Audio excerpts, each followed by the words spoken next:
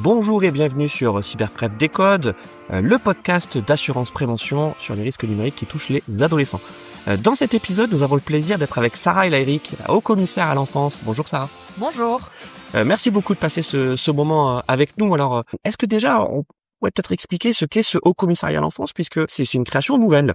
Exactement. Le commissariat à l'enfance a été créé cette année avec une vision, pour le coup, assez innovante. L'idée, c'est de mettre les enfants au cœur de toutes nos politiques publiques et des grands défis de notre société. Concrètement, ça veut dire quoi? Protéger aujourd'hui, répondre aux défis, aux dangers, malheureusement, qu'un certain nombre de jeunes vivent au quotidien et auxquels ils sont exposés. Je pense à la protection de l'enfance au sein de l'aide sociale à l'enfance, je pense à des violences intrafamiliales, je pense aux risques pour le coup que génère le numérique et dont on va parler, mais également, et c'est notre quotidien, la prévention. Prévenir demain, parce que tous les risques évités passent d'abord par des mobilisations plus larges que ce qu'on connaît d'habitude en termes de santé, en termes de société, en termes d'orientation, de santé mentale, de finalement une prise de conscience globale de la place des enfants demain. Et puis, je pense, et ça c'est notre méthode, que la meilleure manière de faire cela, c'est évidemment en accompagnant les parents, parce que plus on prend soin des parents, plus on prend soin des enfants, et les professionnels qui les entourent, bien sûr. Je pense aux animateurs, aux éducateurs, à la petite enfance, au monde médical, au monde éducatif, au monde sportif. Et finalement, c'est comment on crée aussi une sorte de culture commune de la prévention dans l'ensemble des cercles. Et là où on est très mobilisé en ce moment, c'est la question, pour le coup, des violences, qu'elles soient réelles ou virtuelles. J'imagine qu'il y a un certain nombre de parents qui sont en train de nous écouter en ce moment. Et vis-à-vis du numérique, on s'est rendu compte, notamment dans l'étude que nous avons réalisée l'an dernier, donc avec Assurance Prévention et CSA, qu'il y a un grand nombre de parents qui se sentent un petit peu démunis par rapport aux pratiques numériques de leurs adolescents. C'est pas si simple de gérer la question du smartphone, de gérer la question des réseaux sociaux, de gérer la question de l'accès à Internet, du jeu vidéo, et c'est normal. Pour le coup, je pense que il faut voir ça et accompagner ça avec beaucoup de bienveillance. Il y a des situations, elles sont multiples, il y a des âges, et puis le monde numérique aujourd'hui, c'est plein d'opportunités et en même temps plein de nouveaux défis qui sont exposés. Maintenant, ça appelle d'une certaine manière à une nouvelle culture, celle de la parentalité numérique. Moi, je crois que la parentalité numérique, eh bien, c'est vivant, c'est un certain nombre de questions et pas d'injonctions.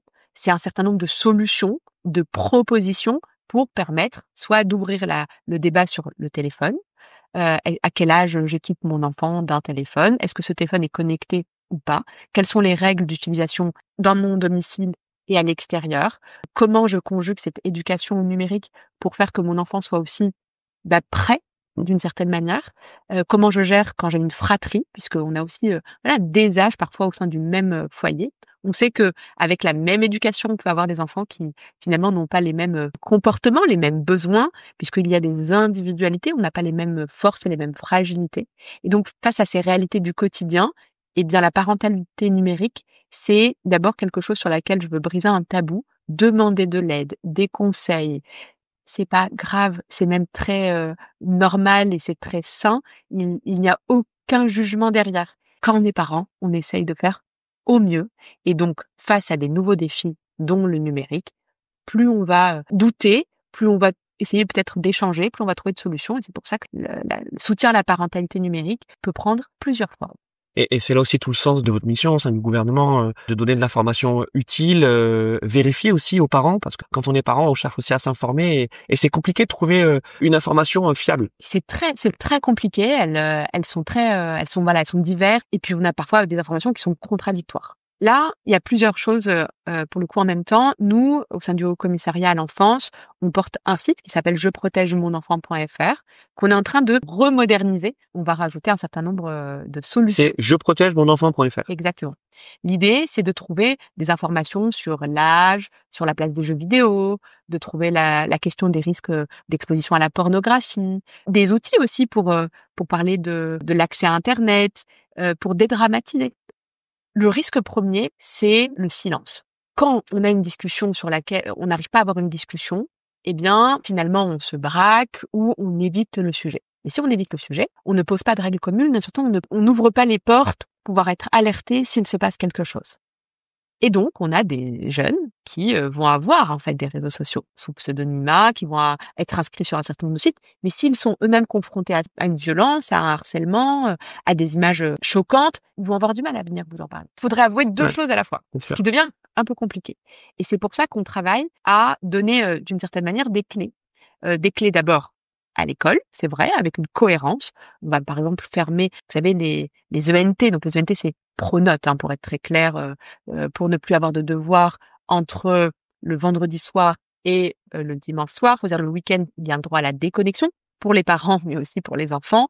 On va travailler aussi pour avoir de la cohérence sur les équipements. Vous savez, qu'il y a beaucoup d'établissements qui donnent pour le coup des tablettes ou des ordinateurs. Donc la question, c'est comment je crée de la cohérence entre les règles à la maison et à quoi je suis confrontée au sein de l'école, du collège ou pour le coup du lycée. On va aussi parler beaucoup des jeux vidéo qui sont plus méconnus en disant attention, vous savez qu'il y a plusieurs types de jeux vidéo. Et la question, c'est de dire, vous savez, il y a évidemment l'information PEGI, mais il y a des jeux qui sont connectés avec des messageries, il y en a qui ne le sont pas. Quand on joue à la Switch sans connexion, ce n'est pas les mêmes dangers parce que j'ai des interactions avec des inconnus. Et donc, on sait malheureusement que certains jeux qui sont connus pour être pour les plus jeunes sont malheureusement parfois font que les enfants deviennent des proies de pédocriminels ou de cyberpédocriminels. Et donc, ces enjeux-là, c'est comment finalement on donne des clés aux parents pour qu'ils puissent soit entamer une discussion, soit poser des règles partagées, soit au contraire savoir vers qui se tourner. Et aussi l'excès d'écran. On en parle beaucoup ces derniers mois. Il y a un débat qui se crée autour de la place des écrans parce que finalement, s'intéresser à la place des écrans dans notre société, c'est aussi s'intéresser à la place de l'enfant et quelle place on a envie de donner à l'enfant. Et ça, je crois que c'est un sujet qui vous est cher au sein du Haut-Commissariat à l'enfance. Énormément. Pour une raison toute simple, c'est que on est en train pour le coup, de débattre même au sein de la Convention citoyenne d'étendre l'enfant au pluriel. Parce que on sait qu'il y a des moments dans la journée où l'exposition des écrans a plus de conséquences. Aujourd'hui, on connaît aussi les conséquences sur le développement du cerveau. On a suffisamment d'études de chronobiologistes, de neuropsy qui disent quoi? Si on a une exposition le soir, alors on sait que le risque sur le sommeil est impacté. On sait que la qualité de l'apprentissage est profondément impactée si on passe trop de temps. Mais on sait aussi que à moins de 5 ans, les enfants passent déjà plus de 2 heures. Et je vais parler des écrans au pluriel. Parce que on pense à cet âge-là à la télé.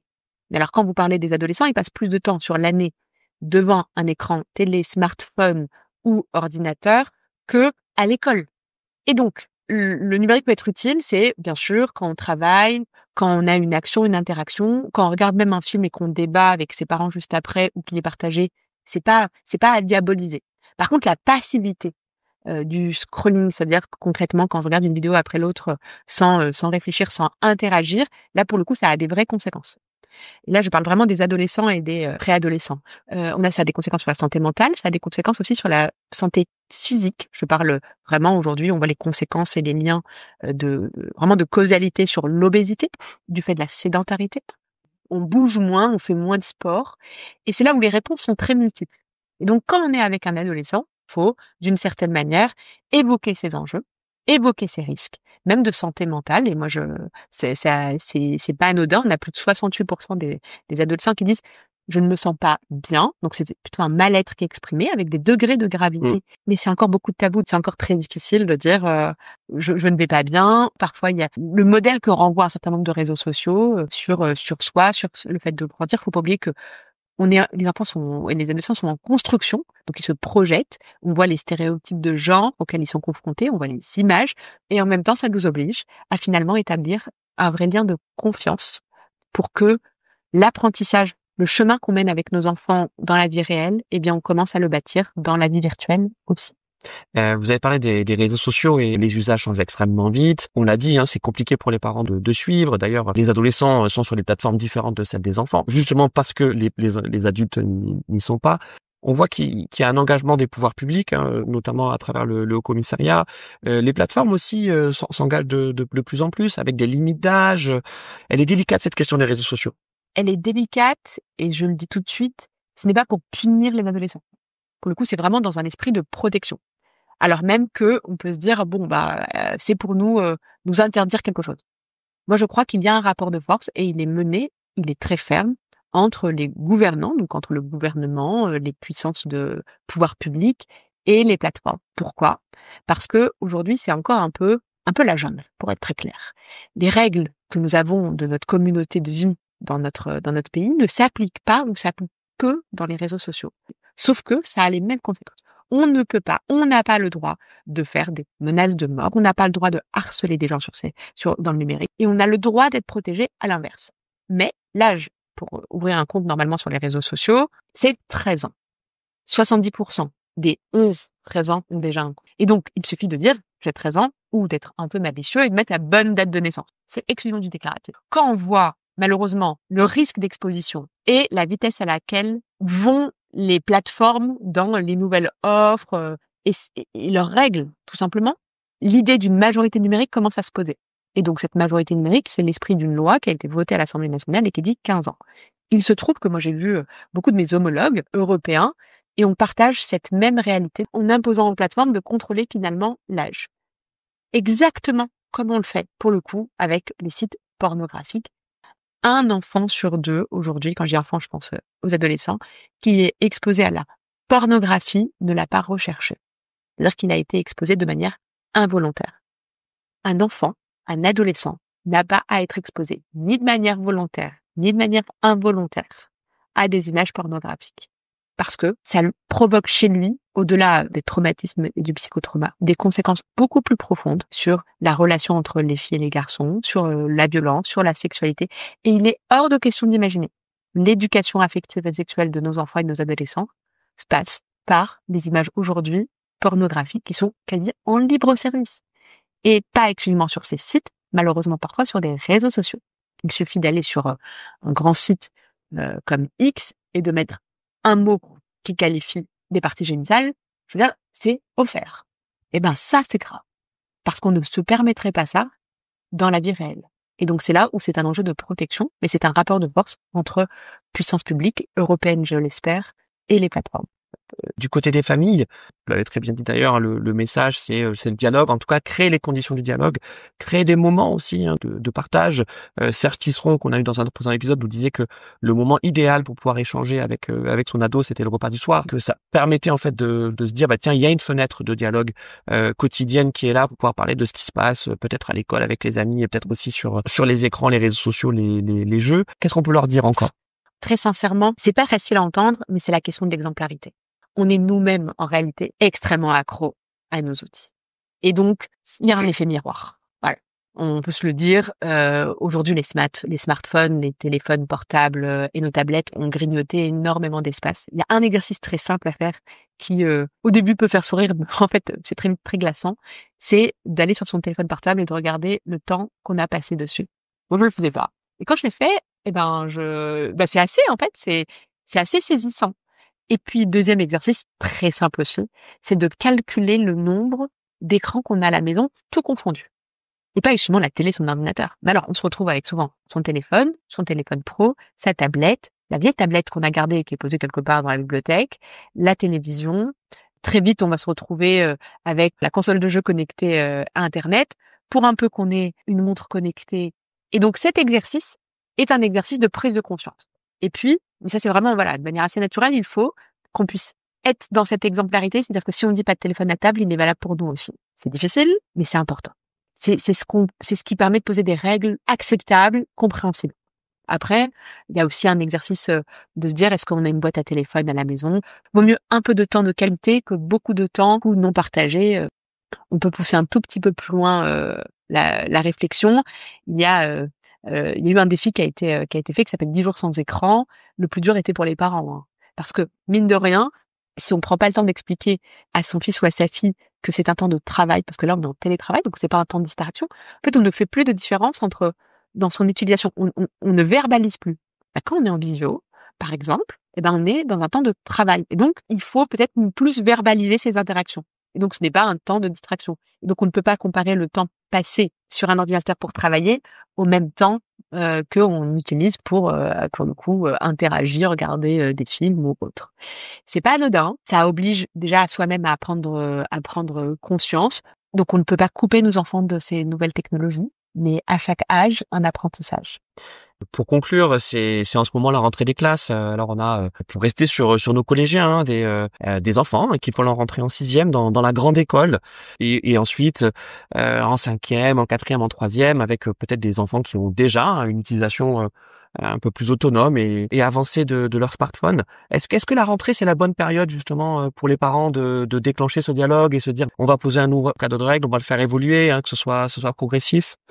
Mais l'entrée en 6e, c'est un moment, c'est un rituel de passage. Et donc, c'est le moment où on se dit, est-ce que je donne un téléphone à mon fils ou à ma fille parce que j'ai besoin de la joindre? Les emplois du temps deviennent flexibles. Il y a parfois des trajets et aussi une réalité de composition familiale qui fait que quand vous êtes en garde partagée, quand vous avez un temps de trajet jusqu'à votre domicile plus long, et ben parfois votre enfant il rentre avant vous et donc vous avez besoin de le joindre. Et ça, c'est des questions légitimes des parents. Je rappelle juste qu'il existe encore des téléphones non connectés à Internet qui permettent de pouvoir contacter son fils ou sa fille et d'avoir de l'information. C'est ce que préconise d'ailleurs Serge Cicéron. Il dit, Il a raison. en fait, restons sur un téléphone qui a la fonction de téléphone pour commencer, et puis ensuite peut-être un peu plus tard passer sur un smartphone connecté à Internet. Et encore une fois, si le contenu est partagé, si le temps est partagé, si on n'est pas seul devant, c'est un apprentissage. On a eu une grande campagne à une époque où on dit on mettrait jamais un enfant seul dans une piscine s'il ne sait pas nager. Et de la même manière, on laisse pas un enfant seul face à un monde entier si on lui a pas appris à se protéger, à avoir conscience que les images qu'il envoie. Aujourd'hui, moi je suis glacée par le nombre de parents qui témoignent par exemple de sextorsion qui est faite à leurs adolescents. Parce qu'un enfant, pour le coup, dans un jeu, il se fait des amitiés, mais en réalité, c'est pas du tout des amitiés. C'est parfois nos enfants sont des proies et de gens mal intentionnés. Et là, je parle pas des histoires d'algorithmes. Vraiment, c'est un monde dans lequel il y a des dangers, il y a des opportunités, mais il y a surtout des codes à poser et à partager en confiance avec les parents. Et donc, cette entrée au collège ou le collège, je pense qu'on va avoir une rentrée avec un très bon climat scolaire puisqu'il n'y a plus, c'est la pause numérique, donc il n'y a plus de téléphone portable autorisé. Et on sait à quel point la pause, aujourd'hui, toutes les expérimentations ont montré que ça a baissé le cyberharcèlement, ça permet une meilleure concentration. Enfin, c'est pas anodin. Et que on aura en plus la généralisation du fait qu'on arrête de nouvelles informations dans Pronote pendant le week-end ou le soir. Et donc, on va baisser aussi l'anxiété de cette exposition. On pourra plus dire après 20h, papa, maman, faut que je me connecte parce que faut que je rende mes devoirs. Non, en fait, il y a des heures. On pourra peut-être reparler de l'importance et de la qualité du sommeil, de l'impact de la lumière bleue, et d'une certaine manière, je l'espère, pouvoir simplement outiller les enfants et leur donner la compréhension de pourquoi on fait ça. Encore une fois, le pire, ce serait qu'ils imaginent qu'on les punisse, alors que pas du tout. Parce qu'à chaque interdiction, il y aura évidemment des effets d'évitement, c'est une évidence. Mais le message et les règles seront partagées, et donc on sera aux côtés des parents dans leur application. Merci beaucoup Sarah Elhané pour cet entretien et on souhaite une bonne rentrée à tous les enfants bien sûr et aussi à tous les parents, voilà. Et on espère que ce cyberpref des codes vous aura été utile et on vous dit à très bientôt avec Assurance Prévention. Au revoir.